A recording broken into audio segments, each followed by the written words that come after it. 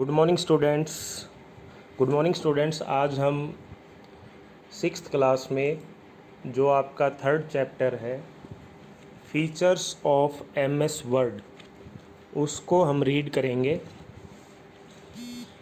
MS word आपने fifth class में read किया होगा, सर ने करवाया होगा आपको। तो इसमें कुछ एडवांस है।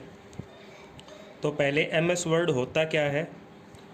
एमएस वर्ड एक ग्राफिकल वर्ड प्रोसेसिंग प्रोग्राम है जिसको बनाया है माइक्रोसॉफ्ट ने। एमएस वर्ड की हेल्प से यूज़र क्या कर सकता है, टाइप करके डॉक्यूमेंट क्रिएट कर सकता है।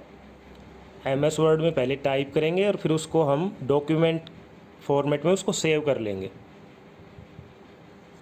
तो अब हम एमएस वर्ड को ओपन करते हैं। ये एमएस वर्ड हमारा ओपन हुआ, जैसे ब्लैंक डॉक्यूमेंट मैंने क्रिएट किया।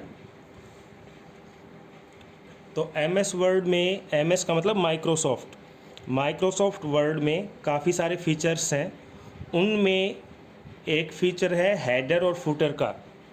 हेडर और फुटर होते क्या हैं, इनके नाम से ही क्लियर है। हेडर मतलब पेज का जो ऊपरी हिस्सा होगा, टॉप वाला हिस्सा, वो, और फुटर मतलब जो नीचे वाला हिस्सा होगा वो। तो हेडर फुटर्स करते क्या हैं कि हम कोई भी एक टेक्स्ट या कोई भी इमेज हम एमएस वर्ड के हर एक पेज पे चाहते हैं, तो उसको बार बार हम टाइप ना करके, बार बार वो पिक्चर या टेक्स्ट ना लिख के एक ही बार लिख दें, और उसको हेडर और फुटर की हेल्प से करके कर सकते हैं हम। और वो सारे के सारे हर पेज पे ऑटोमेटिक अपने आप आ जाएंगे। वो जो टेक्स्ट या जो भी पिक्चर्स आप एज ए हेडर या फुटर लगाएंगे, वो हर पेज पे ऑटोमेटिक वो आ जाएगा जब आपने हेडर और फुटर सेट कर दिया। तो हेडर और फुटर हम ऐड कैसे करेंगे ये इसमें मैं बताऊँ आपको। हेडर और फुटर से हम टेक्स्ट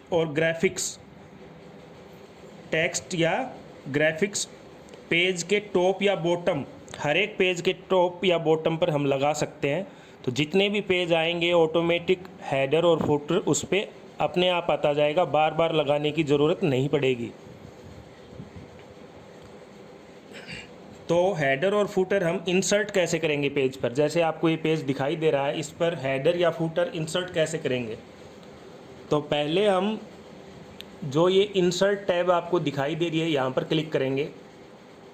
उसके बाद हेडर और फुटर का ऑप्शन आपको दिखाई देगा, जैसे यहाँ पर ये दिखाई दे रहा है हेडर और फुटर। तो आपको हेडर लगाना हो तो आप हेडर वाले पे जाके सिलेक्ट कर सकते हैं, फुटर लगाना हो तो फुटर वाले पे जाके कर सकते हैं। हम यहाँ से सिलेक्ट करेंगे हेडर और फुटर डिज़ाइन यू वांट, जैसा डिज़ाइन आप चाहते हैं वो। जैसे मैंने ये वाला सिलेक्ट कर लिया, तो यहाँ पे मैं वो टेक्स्ट टाइप कर देता हूँ जो ऑटोमेटिक नीचे जितने भी पेज आएंगे उन पे आता जाए, अपने आप आता जाए। जैसे मैंने यहाँ पर लिख दिया 7th क्लास फॉर एग्जाम्पल, कुछ भी लिख सकते हैं आप यहाँ पे, जैसा टेक्स्ट आप चाहते हैं वो। ये तो आपने हेडर में डाल दिया। उसके बाद आप यहाँ से फुटर में डालना चाहें तो फुटर भी लगा सकते हैं। जैसे मैंने फुटर लगा दिया यहाँ पे, फुटर देखो ऑटोमेटिक नीचे आया। तो यहाँ पे आप टेक्स्ट, कोई भी टेक्स्ट आप डाल सकते हैं, जो भी आप डालना चाहें। तो मैंने हेडर तो यहाँ पे सेट कर दिया 7th क्लास, और फुटर यहाँ पे सेट कर दिया यदुवंशी के नाम से। अब जैसे हमने कोई भी एक पेज टाइप कर लिया टाइपिंग करके, तो जैसे ही नेक्स्ट पेज पे वो जाएगा, तो जो ये हेडर और फुटर हमने सेट किए हैं ऑटोमेटिक उस पेज पे आ जाएगा। देखो इस पेज पे जैसे ही पहुँचे तो ये तो हेडर हमारा यहाँ पर आ गया 7th क्लास, और नीचे फुटर मिलेगा आपको, देखो ये फुटर आ गया। तो इस तरह से हम हेडर और फुटर लगा सकते हैं। आफ्टर एडिंग द हेडर और footer, click close header and footer option on the design tab. जैसे आपने हेडर और फुटर लगा दिया तो आप यहाँ से जो आपने हेडर और फुटर का ये सिलेक्ट किया था इसको क्लोज कर सकते हैं। उसके बाद इंसर्टिंग कस्टम हेडर और फुटर, तो ये कस्टम ही था, अपने अकॉर्डिंग हम कर सकते हैं। जैसे यहाँ पे हेडर पे चले जाते हैं, तो एडिट हेडर, तो जो भी हेडर हमने लगा रखा है कस्टम अपने अकॉर्डिंग हम कुछ भी यहाँ पे टाइप कर सकते हैं, या कोई फ़ोटो भी लगा सकते हैं। तो यहाँ पे इंसर्ट और पिक्चर, कोई भी आपके पास पिक्चर हो, जैसे इसमें अभी मेरे पास है नहीं, तो कोई भी पिक्चर है वो आप यहाँ पर सेट कर सकते हैं। हेडर में भी सेट कर सकते हैं, फुटर में भी सेट कर सकते हैं। तो जितने भी पेज होंगे ऑटोमेटिक वो पिक्चर सभी पेजेस पे मिलेगी, हेडर भी मिलेगा, फुटर भी मिलेगा, सभी, बार बार लगाने की ज़रूरत नहीं है वहाँ पर।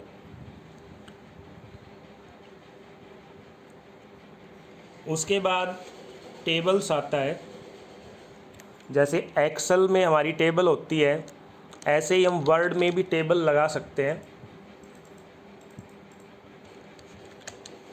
वो लगाएंगे कैसे?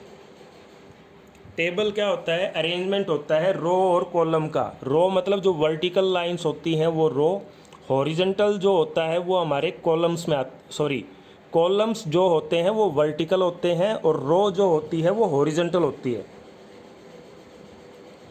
तो जितनी भी रो या कॉलम आप किसी टेबल में डालना चाहें वो डाल सकते हैं। तो टेबल्स हम क्रिएट करेंगे कैसे वर्ड के अंदर, वो आप देख लें एक बार। हम जाएंगे इंसर्ट में टेबल। तो टेबल में आप, जैसे ये तो हुआ हमारा एक कॉलम, दो कॉलम और एक रो। तो आप कस्टम टेबल भी क्रिएट कर सकते हैं।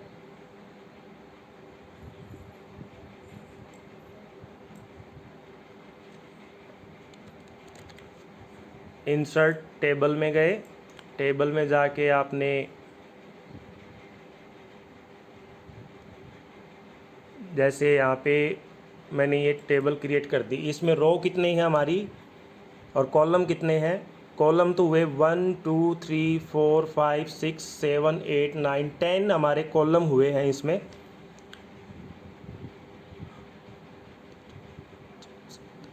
और रो हुई है हमारी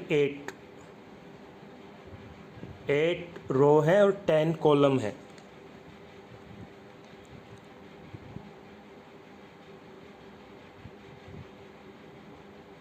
उसके बाद इनसे ज़्यादा अगर हमें रो और कॉलम इंसर्ट करने हों तो वो कैसे करेंगे? Click on the insert tab, जो इंसर्ट टैब है हमारा यहाँ पर क्लिक करेंगे। Click on the table option in the table group, table option पे क्लिक किया, a list of option appear, click on the insert table option. तो अब यहाँ पर आप सेट कर सकते हैं कि कितने कॉलम आपको डालने हैं, कितनी रोज़ आपको डालनी है। अब जैसे ये लगा लो, मेरे को यहाँ पे 3 तो कॉलम चाहिए और 2 चाहिए रो। तो ये तो इसी सेल में लग गए। जैसे फिर से मैं दिखाऊँ आपको, इंसर्ट टेबल पे क्लिक किया, इंसर्ट टेबल पे गए। अब मैंने यहाँ पे नंबर ऑफ़ कॉलम 5 रखे और नंबर ऑफ़ रोज़ 2 रखी। तो देखते हैं क्या आएगा। तो इसमें 5 तो कॉलम है और 2 रो है। वर्टिकल अगर हम काउंट करें तो 5 है और हॉरिजॉन्टल हम काउंट करें तो 2 है।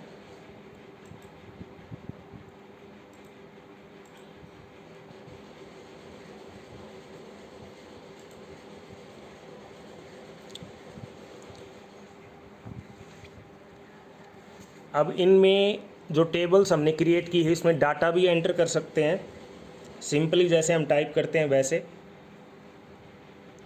अब ये जो छोटे छोटे ब्लॉक आपको दिखाई दे रहे हैं इनको बोलते हैं सेल। एक सेल से दूसरी सेल में अगर हमें जाना हो तो जो कीबोर्ड पे कीबोर्ड पे जो एरो वाली की होती हैं उनसे हम मूव कर सकते हैं एक सेल से दूसरी सेल में, और टैब की हेल्प से भी जा सकते हैं। कीबोर्ड में जो टैब की है उससे भी हम जा सकते हैं, और जो एरो वाली की है उससे भी जा सकते हैं। एक सेल से दूसरी सेल में मूव कर सकते हैं, एरोज की से भी कर सकते हैं, माउस पॉइंटर इसकी हेल्प से भी कर सकते हैं, और टैब की हेल्प से भी कर सकते हैं। उसके बाद आता है मॉडिफाइंग टेबल्स। टेबल्स में किस किस तरह के मॉडिफिकेशन हम कर सकते हैं। जो MS वर्ड में हम टेबल क्रिएट करेंगे उसमें हम नई रो ऐड कर सकते हैं, नया कॉलम ऐड कर सकते हैं, कोई भी रो या कोई भी कॉलम डिलीट करना हो उसको डिलीट कर सकते हैं। अब ये काफ़ी सारी सेल्स हैं यहाँ पे। अगर फर्स्ट रो की बात करें तो इसमें कितनी सेल्स हैं, 5 हैं, 5। इनको मर्ज कर सकते हैं। मर्ज का मतलब एक करना। जैसे यहाँ पे मैंने इन सभी को सिलेक्ट कर लिया। सिलेक्ट करने के बाद इनको मर्ज करना, यहाँ से राइट क्लिक करके आप यहाँ से मर्ज सेल करेंगे तो देखो ये एक सेल बन गई पूरी की पूरी। स्प्लिट करना हो, राइट क्लिक करो, स्प्लिट सेल कर दो तो ये 2 में स्प्लिट होगी। तो मर्ज का मतलब तो होता है काफ़ी सारी सेल्स को एक कर देना, मिला देना उसमें। और स्प्लिट का मतलब होता है किसी एक सेल को ब्रेक कर देना मल्टीपल सेल्स में।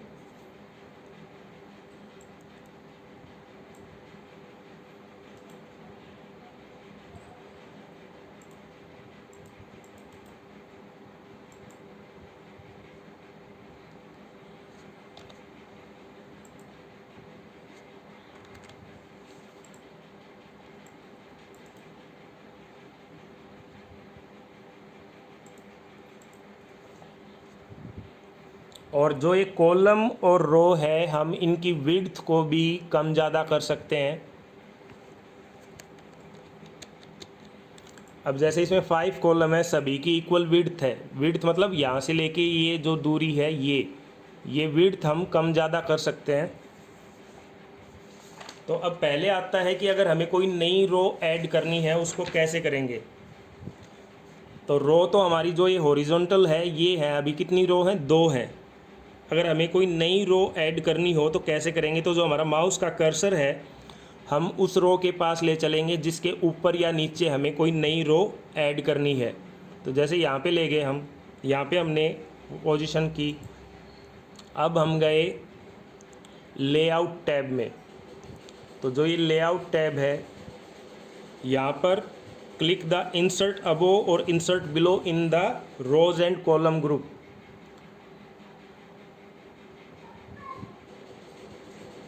सॉरी,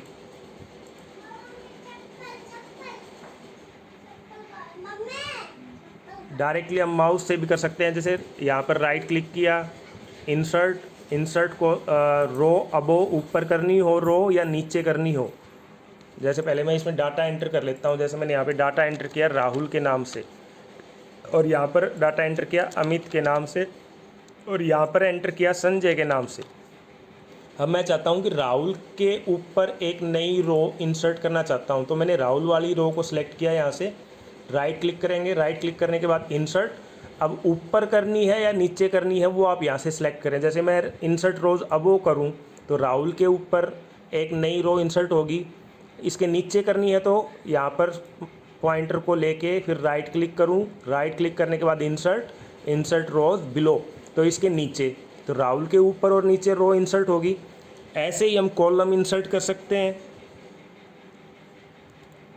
अब जैसे ये कॉलम है, अमित नाम डाला मैंने यहाँ पे, तो संजय और अमित के बीच में एक कॉलम इंसर्ट करना चाहता हूँ। तो मैंने इस कॉलम पे पॉइंट किया, राइट क्लिक किया,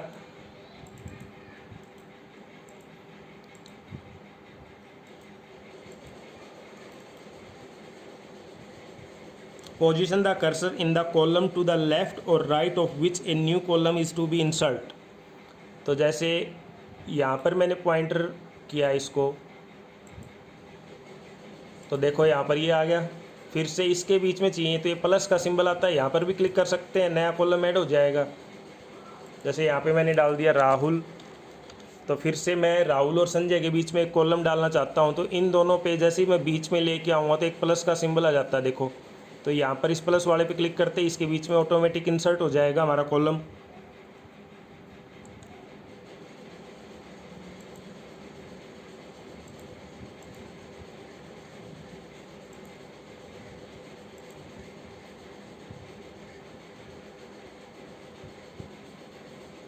इसके बाद आता है डिलीटिंग रोज एंड कॉलम। किसी रो या कॉलम को डिलीट करना हो तो उसको कैसे करेंगे।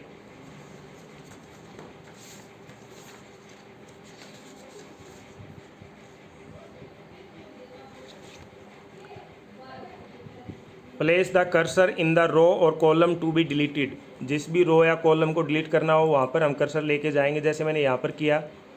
तो अब मैं यहाँ पर क्या राइट क्लिक करूँगा या सिंपल रो से ही चलते हैं पहले। चलो, रो को डिलीट करनी है, संजय और राहुल के बीच में जो रो है उसको डिलीट करनी है। तो यहाँ पे क्लिक किया और मैं कर देता हूँ डिलीट रोज़। तो देखो, संजय और राहुल के बीच की रो डिलीट होगी। फिर राहुल और अमित के बीच की रो डिलीट करनी है, तो मैंने फिर से यहाँ पे राइट क्लिक किया, डिलीट रोज़। तो राहुल और अमित के बीच की रो डिलीट होगी। तो ऐसे हम रोज़ को और कॉलम को डिलीट कर सकते हैं।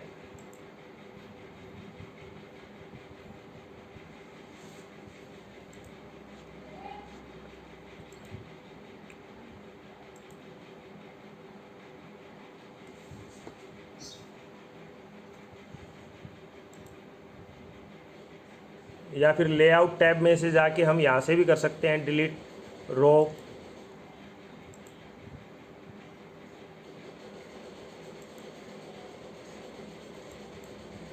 कॉलम डिलीट करना हो तो कॉलम भी कर सकते हैं। जैसे अमित नाम का कॉलम डिलीट करना है, तो मैंने यहाँ पर माउस से कर्सर से यहाँ पे क्लिक किया और लेआउट टैब में गया। यहाँ पर देखो आपको डिलीट कॉलम, तो अमित नाम का कॉलम था वो डिलीट हो गया यहाँ से। ऐसे ही हम रो को डिलीट करना चाहें, जैसे राहुल नाम की रो है, इसको डिलीट करनी है, तो लेआउट टैब में डिलीट पे जाएंगे। यहाँ पर देखो डिलीट रोज़, तो यहाँ से भी कर सकते हैं। उसके बाद आपका आएगा स्प्लिटिंग सेल्स। सेल्स को हम कैसे ब्रेक करेंगे एक सेल को एक से ज़्यादा में, वो हम नेक्स्ट टाइम रीड करेंगे। आज के लिए इतना ही काफ़ी है। आप इसको रीड करें अच्छे से। फिर भी कोई डाउट हो तो आप मेरे को व्हाट्सअप कर सकते हैं। Thank you.